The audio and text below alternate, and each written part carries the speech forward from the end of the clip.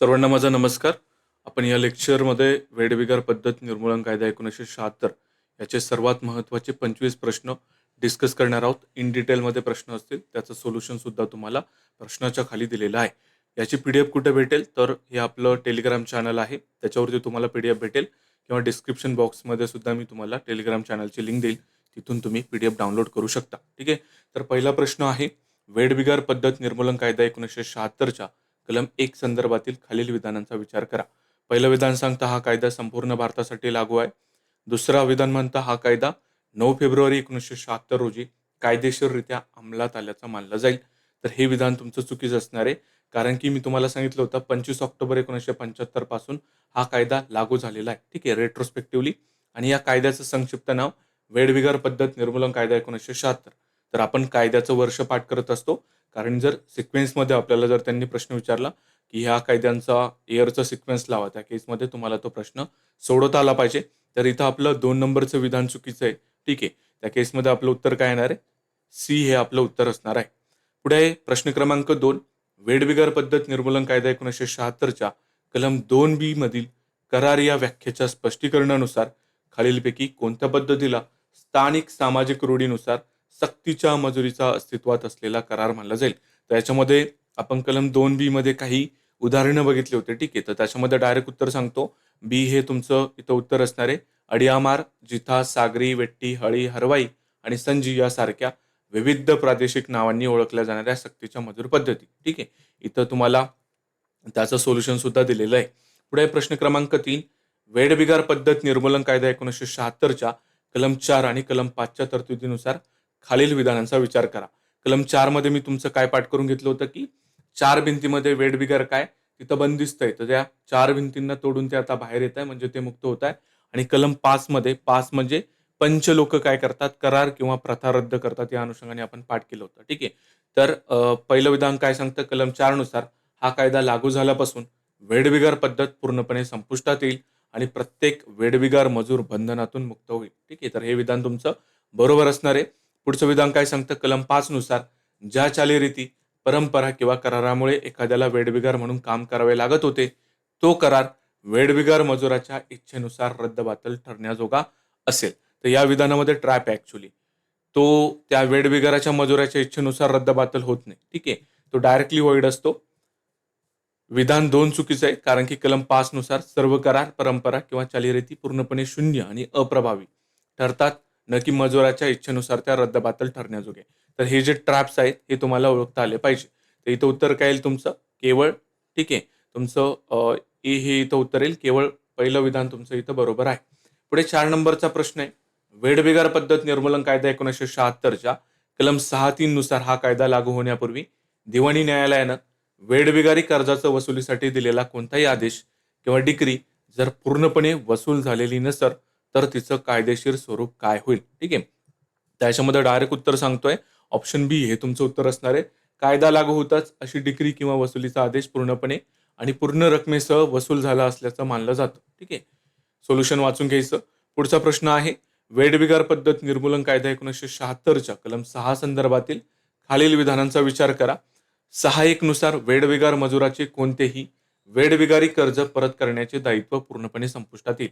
आपण 6 मध्ये पाठ केलं होतं की 6 म्हणजे तुम्हाला सरकार सहारा देतं. ठीक आहे, सहारा म्हणजेच काय, तुमचं कर्ज माफ करतं. ठीक आहे, त्याच्यानंतर कर्जाच्या वसुलीसाठी दिवाणी न्यायालयात कोणताही खटला किंवा कायदेशीर कारवाई चालवता येत नाही. आणि 6(9) नुसार वेठबिगारी कर्ज वसुलीचे प्रलंबित असलेले सर्व खटले कायदा लागू होताच थेट बाद होतात. तर या केसमध्ये तिन्ही विधानं ऍक्च्युअली तुमच्या बरोबर आहे. इथं उपकल्म पाठ करायचे नाही. ठीक आहे, 6(1), 6(2), 6(9) मध्ये काय असं पाठ नाही करायचं. 6 मध्ये काय हे इन जनरल पाठ करायचं आणि त्याच्यामध्ये कोणकोणते प्रोव्हिजन येतात ते पाठ करणं अपेक्षित असतं. उपकल्म तुमचे सरळ सेवेला पाठ असणं अपेक्षित नाहीये. पुढचा प्रश्न आहे, वेठबिगार पद्धत निर्मूलन कायदा 1976च्या कलम 6(4) आणि कलम 6(5) च्या मालमत्ता परत करण्याच्या नियमाबाबत खालील विधानांचा विचार करा. तर 6(4) नुसार जर मजुराची जंगम मालमत्ता जप्त करून न्यायालयाच्या ताब्यात ठेवली असेल, तर ती मजुराला परत केली जाईल. तर हे विधान तुमचं बरोबर आहे.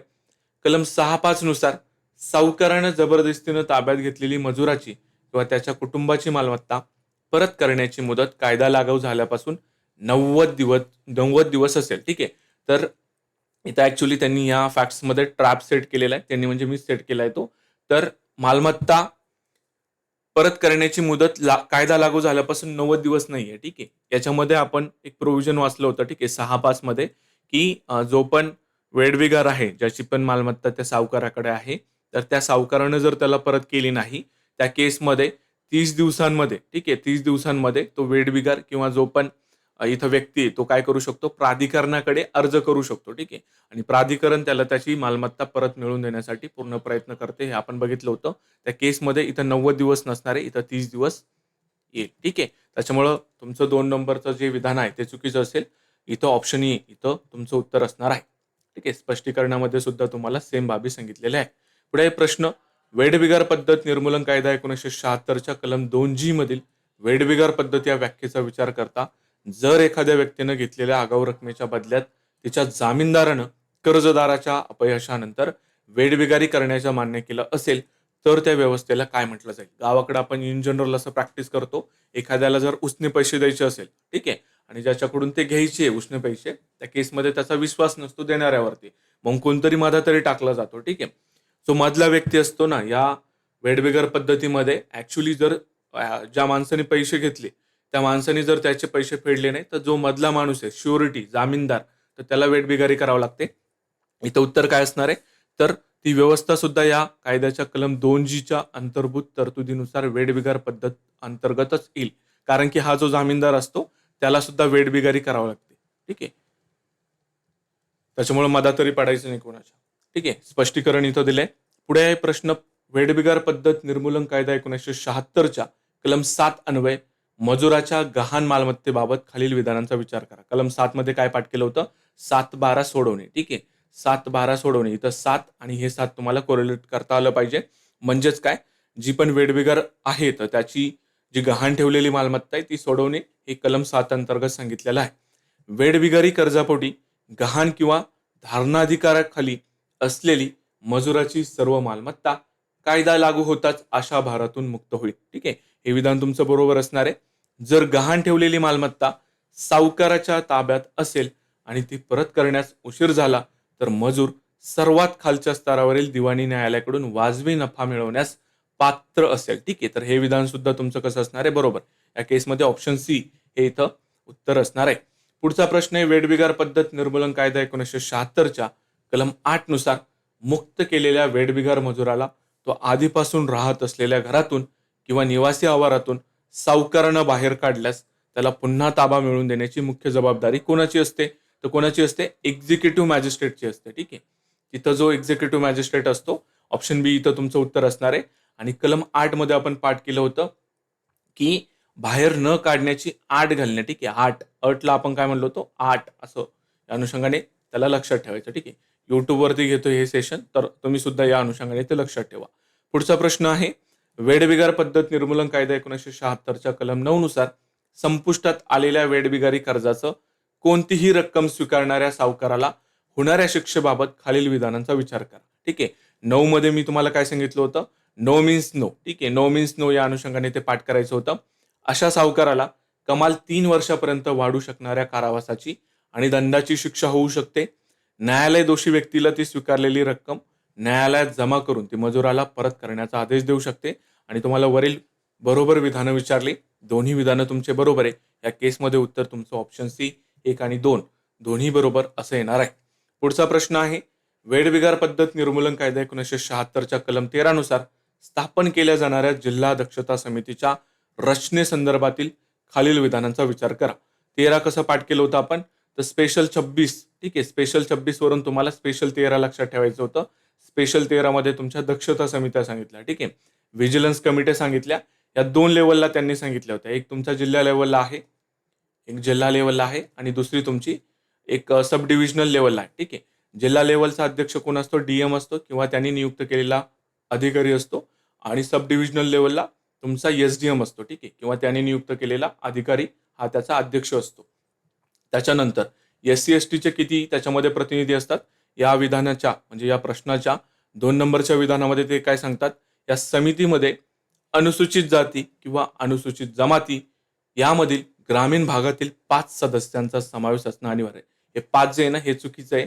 इथं फक्त 3 हा आकडा बरोबर आहे. ठीक आहे. 3 सदस्यांचा समावेश त्याच्यामध्ये असतो. पहिलं विधान तुमचं बरोबर आहे. जिल्हा दंडाधिकारी किंवा त्यांनी नामांकित केलेली व्यक्ती या समितीचे अध्यक्ष असतील. कारण प्रश्न हा जिल्हा दक्षता समितीवरती विचारलेला आहे. पुढचा आहे ग्रामीण विकासाशी संबंधित अधिकृत किंवा अनधिकृत संस्थांचं प्रतिनिधित्व करणारे कमाल 3 सदस्य राज्य सरकारद्वारे नामांकित केले जाते. आपण बघितलं होतं जेवढे पण सदस्य आहे याच्यामध्ये तर ते सर्वच्या सर्व कोण नामांकित करतं? डीएम नामांकित करतो. बट त्याच्यासाठी एक एक्सेप्शन होतं. ग्रामीण विकासाशी संबंधित जर असेल तर तिथं सदस्य कोण नॉमिनेट करतं? राज्य सरकार करतं. आणि हेच आपण जर सब डिव्हिजनल लेवलची व्हिजिलन्स कमिटी बघितली तिथं जो हा ग्रामीण विकासाशी संबंधित जो अधिकारी असतो त्याला कोण नॉमिनेट करतं? तर त्याला डीएम नॉमिनेट करतो. ठीक आहे. हे फरक तुम्हाला इथे ओळखता आले पाहिजे. पुढे आहे प्रश्न क्रमांक 12. वेठबिगार पद्धत निर्मूलन कायदा 1976च्या कलम 10 आणि कलम 11 नुसार जिल्हा दंडाधिकाऱ्यांच्या अधिकारांबाबत खालील विधानांचा विचार करा. 10 मध्ये असं पाठ करायला सांगितलं होतं की 10-10 ठीक आहे. 10-10 याचा उच्चार कसा निघतो? दादा निघतो. दादा म्हणजेच कोण आहे? तुमचा डीएम आहे. ठीक आहे. या अनुषंगाने ठीक आहे. 10 मध्ये तुमचा डीएम येतो या अनुषंगाने पाठ करायचं होतं. कलम 10 नुसार राज्य सरकार या कायद्याच्या अंमलबजावणीसाठी जिल्हा दंडाधिकाऱ्यावर आवश्यक ते अधिकार आणि कर्तव्य सोपवू शकतो. ठीक आहे. तर हे विधान तुमचं बरोबर येणार आहे. कलम 11 नुसार जिल्हा दंडाधिकाऱ्याचं हे कर्तव्य असेल की त्यानं मुक्त मजुरांच्या आर्थिक हितांचं रक्षण करावं जेणेकरून त्यांना पुन्हा नवीन कर्ज घेण्याची वेळ येणार नाही. ठीक आहे. तर 11 मध्ये मी तुम्हाला सांगितलं होतं की ऑलरेडी त्याने एक कर्ज घेतलंय आणि अजून एक त्याला कर्ज घेण्याची वेळ येऊ नये त्या अनुषंगाने इथं जिल्हा दंडाधिकारी त्यांचं कर्तव्य आहे. त्या अनुषंगाने तुम्हाला कलम 11 सुद्धा इथे लक्षात ठेवायचा आहे. कोरिलेट करता आलं पाहिजे जे पण मी सांगतोय ते. पुढचा प्रश्न आहे वेठबिगार पद्धत निर्मूलन कायदा 1976च्या कलम 14 अन्वये निश्चित केलेल्या दक्षता समितीच्या कार्यांचा विचार करता खालीलपैकी कोणते कार्य दक्षता समितीच्या कार्यकक्षेमध्ये येत नाही? ठीक आहे. तर इथं डायरेक्ट उत्तर सांगतो मी तुम्हाला. ए येतं तुमचं, बी पण येतं, सी पण येतं, याच्यामध्ये डी येत नाही. वेठबिगारी करणाऱ्या गुन्हेगारांना थेट 3 वर्षापर्यंतच्या सश्रम कारावासाची शिक्षा सुनावणे. आपण जो कायदा बघितला त्याच्यामध्ये असा कीवर्ड आपण बघितलेलाच नव्हता. ठीक आहे. पुढचा प्रश्न आहे 14 नंबरचा प्रश्न आहे. वेठबिगार पद्धत निर्मूलन कायदा 1976च्या कलम 15 मधील पुराव्याचा भार या अत्यंत महत्वाच्या नियमानुसार जेव्हा एखादा मजूर किंवा दक्षता समिती असं सांगते की हे कर्ज वेठबिगारीचं कर्ज आहे तेव्हा ते कर्ज वेठबिगारीचं कर्ज नाही हे सिद्ध करण्याची कायदेशीर जबाबदारी कोणावरती असते? कलम 15 मध्ये मी तुम्हाला सांगितलं होतं की याचा जो पुराव्याचा जो भार आहे तो कोणावरती असतो? सावकारावरती असतो. ठीक आहे. हे ऐकून तो सावकार काय करतो? डोळे पांढरे करतो. ठीक आहे. डोळे पांढरे करतो किंवा त्याचा चेहरा पांढरा पडतो. या पांढरा या शब्दावरून आपण कलम 15 हे लक्षात ठेवलेलं होतं. ठीक आहे. तर इथं उत्तर काय येणार आहे तुमचं? संबंधित सावकारावर ज्याने ते कर्ज दिले असल्याचा दावा केला आहे. ठीक आहे. ऑप्शन सी इथं उत्तर असेल. पुढचा प्रश्न आहे वेठबिगार पद्धत निर्मूलन कायदा 1976च्या कलम 16 आणि कलम 17 मधील दंडात्मक तरतुदींविषयी खालील विधानांचा विचार करा. कलम 16 नुसार कोणत्याही व्यक्तीला वेठबिगारी करण्यास भाग पाडल्यास कमाल 3 वर्षापर्यंत कारावास आणि 2,000 रुपयापर्यंत दंडाची शिक्षा होऊ शकते. हे विधान तुमचं बरोबर आहे. कलम 17 नुसार कायदा लागू झाल्यानंतर कोणालाही वेठबिगारीसाठी आगाऊ रक्कम दिल्यास केवळ 500 रुपये दंडाची शिक्षा निश्चित करण्यात आलेली. तर हे विधान तुमचं चुकीचं आहे. का चुकीचं आहे? तर याच्यामध्ये जी दंडाची रक्कम आहे ती केवळ 500 रुपये नाही. इथं सुद्धा 3 वर्षांचा कारावास आणि 2,000 रुपयापर्यंत दंडाची शिक्षा आहे. कलम 16, कलम 17 आणि कलम 18 मध्ये इथं तुम्हाला 3 वर्षाची शिक्षा आणि 2,000 रुपयापर्यंतचा दंड आहे. ठीक आहे. दोन्हीमध्ये सारखंच आहे. दोन्ही म्हणजे तिन्ही तुमच्या कलमामध्ये हे सारखंच आहे. 19 मध्ये मात्र तुमचं वेगळं आहे. 19 मध्ये काय तुमचं 1 वर्षापर्यंतची शिक्षा आणि 1,000 रुपयापर्यंतचा दंड त्यांनी सांगितलं. हा टेबल इथेच बनवून घ्यायचा आणि हा या स्वरूपामध्ये पाठ करायचा आहे. ठीक आहे. पुढे आहे प्रश्न 16. वेठबिगार पद्धत निर्मूलन कायदा 1976च्या कलम 18 नुसार जुनी परंपरा, करार किंवा चालीरातीचा वापर करून वेठबिगारी करून घेणाऱ्या व्यक्तीकडून दंड वसूल केल्यास पीडित वेठबिगार मजुराला तोपर्यंत केलेल्या कामासाठी दंडाच्या रकमेतून कोणत्या दरानं दैनिक भरपाई दिली जाते? ठीक आहे. तर ही दैनिक भरपाई किती असणार आहे? 5 रुपये पर डे. ठीक आहे. कोणत्या विधानात दिसते तुम्हाला? ऑप्शन बी मध्ये दिसतंय. पुढे वेठबिगार पद्धत निर्मूलन कायदा 1976च्या कलम 19 अन्वये मजुराची मालमत्ता ठरवून दिलेली मुदतीत परत न करणाऱ्या व्यक्तीला होणाऱ्या शिक्षेबाबत खालील विधानांचा विचार करा. अशा व्यक्तीला कमाल 1 वर्षापर्यंत कारावास किंवा कमाल 1,000 रुपयापर्यंत दंड किंवा हे दोन्ही शिक्षा होऊ शकतात. हे विधान कसं असणार आहे? बरोबर असणार आहे. वसूल झालेल्या दंडाच्या रकमेतून मजुराला मालमत्ता उशिरा मिळाल्याबद्दल प्रत्येक दिवसासाठी दररोज 50 रुपये दराने या भरपाई केली जाते. ठीक आहे, तर हे विधान चुकीचं आहे. 50 रुपये पर डे वरती 5 रुपयांनी नुकसान भरपाई केली जाते. ठीक आहे, तर इथं ऑप्शन तुमचं बरोबर असणार आहे. पुढचा प्रश्न आहे, वेठबिगार पद्धत निर्मूलन कायदा 1976च्या कलम 20 मधील गुन्ह्यास प्रोत्साहन किंवा चिथावणी या तरतुदीनुसार जर एखाद्या व्यक्तीने या कायद्याअंतर्गत येणाऱ्या गुन्ह्याला चिथावणी दिली, परंतु ती चिथावणी दिलेला गुन्हा प्रत्यक्षात घडलाच नाही, तर कायदेशीर परिणाम काय होईल? तर चिथावणी जर दिली असेल, गुन्हा घडला ना घडला त्याला शिक्षा होणार आहे. ठीक आहे, तर ऑप्शन सी इथं उत्तर असणार आहे. गुन्हा प्रत्यक्षात घडो अथवा न घडो, चिथावणी देणाऱ्या व्यक्तीला मूळ गुन्ह्यासाठी जी शिक्षा आहे तीच पूर्ण शिक्षा दिली जाते. आणि इथे मी तुम्हाला T20 या अनुषंगाने ते पाठ करायला सांगितलं होतं. T20 मध्ये त्या काही महिला असतात, हातात ते काहीतरी घेऊन प्रोत्साहन करत असतात. ठीक आहे, क्रिकेटर्सला. पुढचा आहे कलम 19 वेठबिगार पद्धत निर्मूलन कायदा 1976च्या कलम 21च्या तरतुदीनुसार खालील विधानांचा विचार करा. राज्य सरकार कार्यकारी दंडाधिकाऱ्याला या कायद्यातील गुन्ह्यांचे खटले चालवण्यासाठी प्रथम किंवा द्वितीय वर्ग न्यायदंडाधिकाऱ्याचे अधिकार देऊ शकते. ठीक आहे, 21 दिन में पैसा डबल म्हणजेच काय, समरी ट्रायल हे आपण पाठ केलेलं होतं. या कायद्याअंतर्गत असलेले गुन्हे दंडाधिकाऱ्यामार्फतच संक्षिप्त स्वरूपामध्ये चालवले जाऊ शकतात. तर दोन्ही विधानं इथं तुमच्या बरोबर आहे. ऑप्शन सी इथं उत्तर येणार आहे.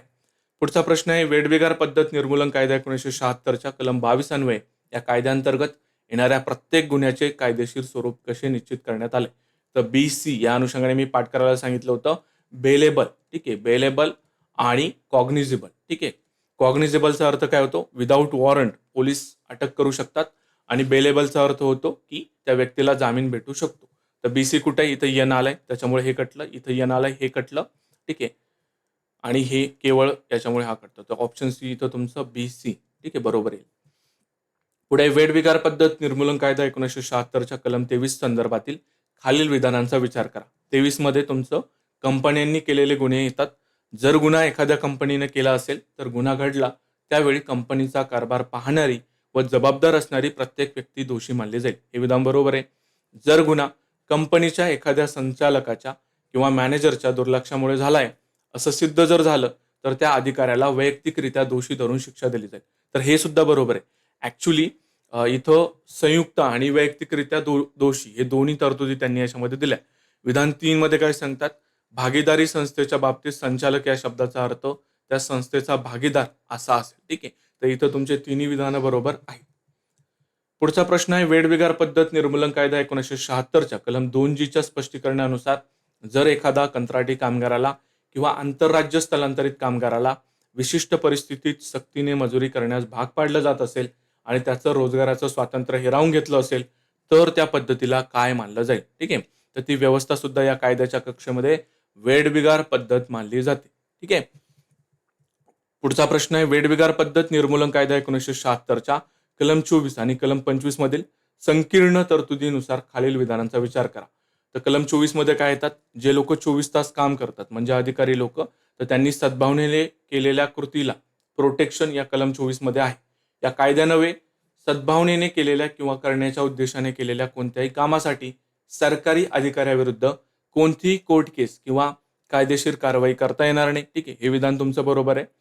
कलम 25 नुसार या कायद्यातील तरतुदी लागू होतात अशा कोणत्याही बाबीमध्ये दिवाणी न्यायालयाला हस्तक्षेप करण्याचा किंवा मनाई हुकूम जारी करण्याचा अधिकार असेल नाही. ठीक आहे, त्याला हस्तक्षेप करण्याचा अधिकार नाहीये. ठीक आहे, सिव्हिल कोर्ट याच्यामध्ये हस्तक्षेप करू शकत नाही. त्याच्यामुळं विधान 2 चुकीचं असेल. फक्त तुमचं ऑप्शन हे इथे बरोबर आहे. पुढे वेठबिगार पद्धत निर्मूलन कायदा 1976च्या कलम 26 नुसार या कायद्याच्या तरतुदींची अंमलबजावणी करण्यासाठी आणि विशेषतः मालमत्ता परत करण्याच्या अर्जाची वेळ व प्राधिकरण निश्चित करण्यासाठी नियम बनवण्याचा मुख्य अधिकार कोणाला प्रदान करण्यात आलेला आहे? ठीक आहे, तर केवळ केंद्र सरकार जे अधिकृत राजपत्रामध्ये अधिसूचना काढून नियम बनवू शकते. ऑप्शन बी इथं तुमचं उत्तर असणार आहे. पुढचा प्रश्न आहे, वेठबिगार पद्धत निर्मूलन कायदा 1976च्या कलम 2I मधील नाममात्र वेतन या व्याख्येनुसार खालीलपैकी कोणत्या वेतनाला नाममात्र वेतन मानलं जाईल? ठीक आहे. तर सरकारनं संबंधित किंवा तत्सम कामासाठी कायद्यान्वये निश्चित केलेल्या किमान वेतनापेक्षा कमी असलेले वेतन. तर हे काय नाममात्र वेतन आहे. जेथे किमान वेतन निश्चित केले नाही तेथे त्याच परिसरात काम करणाऱ्या मजुरांना सामान्यतः दिल्या जाणाऱ्या वेतनापेक्षा कमी असलेलं वेतन. म्हणजे फॉर एक्झाम्पल जर तुम्हाला सांगायचं झालं छत्रपती संभाजीनगरमध्ये आपण असं गृहीत धरू की 400 रुपये मिनिमम वेजेस आहे, बट मी माझ्या अकॅडमीमध्ये फक्त 200 रुपये देतोय. तर या केसमध्ये हे काय झालं नाममात्र वेज झालेलं आहे. ठीक आहे, नॉमिनल वेज झालेलं आहे. या केसमध्ये तुमचे दोन्ही विधानं बरोबर आहे. ऑप्शन सी इथं उत्तर असणार आहे. ठीक आहे. तर सांगा मला तुम्हाला हे प्रश्न आवडले का? आणि या स्वरूपामध्ये आपण बाकीचे पण जेवढे कायदे येतो त्याचे जे मोस्ट इम्पॉर्टंट क्वेश्चन्स आहेत ते आपण युट्यूबला डिस्कस करू. त्याच्या PDF फाईल सुद्धा मी तुम्हाला टेलिग्रामला प्रोव्हाइड करत जाईल. ठीक आहे. Thank you so much. भेटू पुढच्या लेक्चरमध्ये. तोपर्यंत बाय बाय.